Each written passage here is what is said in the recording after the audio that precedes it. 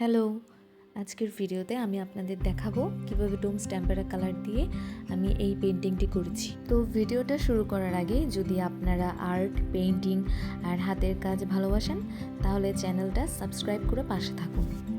তো চলুন শুরু করা যাক। প্রথমে আমি পেন্সিল দিয়ে স্কেচটি এঁকে নিয়েছিলাম। এরপর ডোমস টেম্পারা কালার থেকে গ্রিন কালারটি ইউজ করে আমি ব্যাকগ্রাউন্ডটি করি।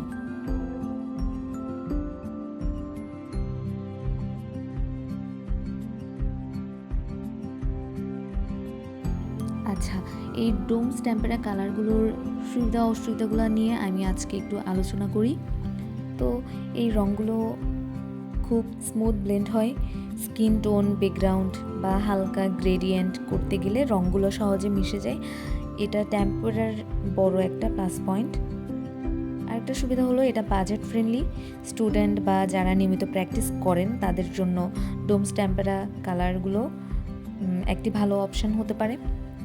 যারা বিগিনার্স তাদের জন্য এটি বেশ কার্যকর।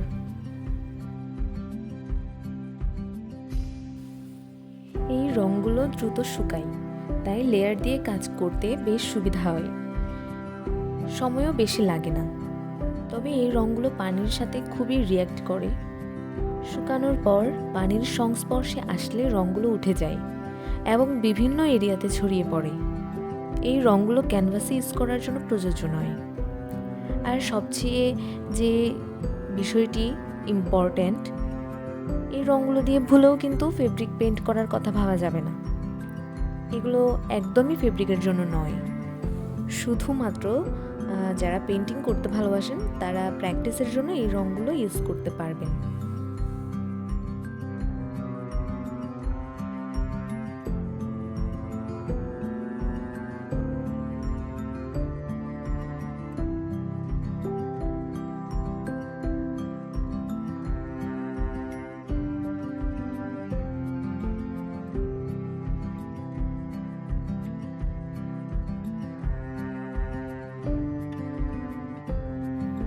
এই রঙগুলো দিয়ে ধীরে ধীরে কাজ করতে হয়।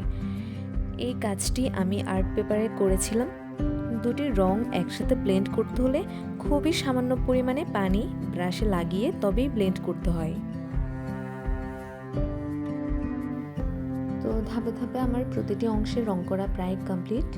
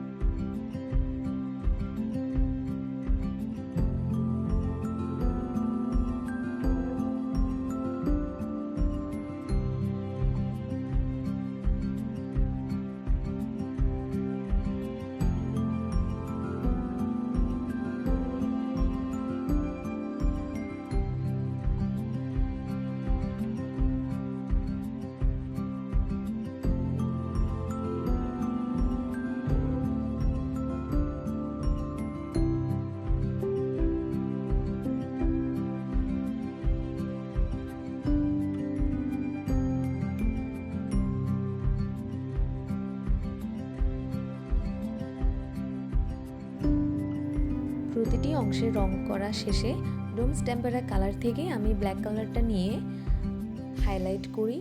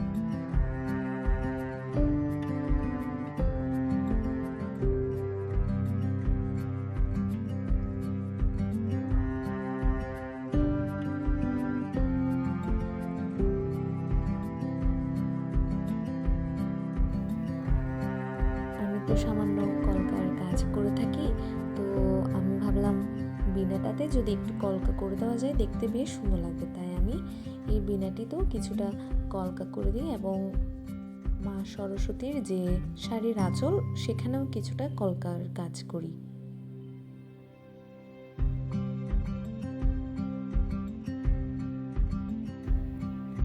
ডোমস টেম্পেরা কালার দিয়ে আপনারা সহজেই যে কোনো পেইন্টিং করতে পারবেন, কিন্তু অবশ্যই সেটা কাগজে।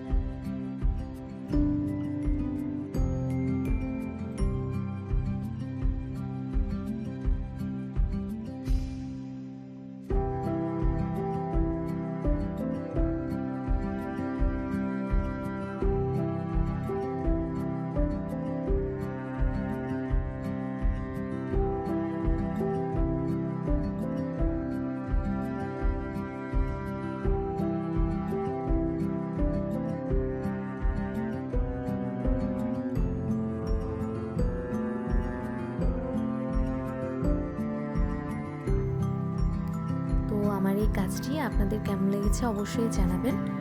আপনারা আমার সাথে কানেক্টেড হতে পারবেন ফেসবুক পেজ, টিকটক, ইনস্টাগ্রাম সবখানেই।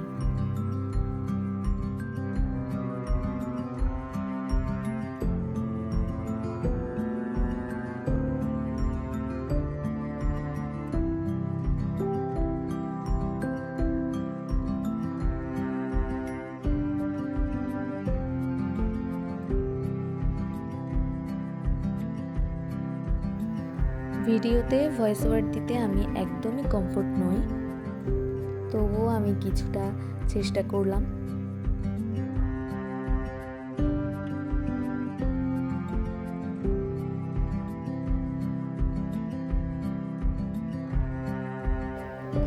আমার ভিডিওটি যদি আপনাদের ভালো লেগে থাকে তাহলে অবশ্যই একটি লাইক, কমেন্ট এবং সাবস্ক্রাইব করে দিবেন।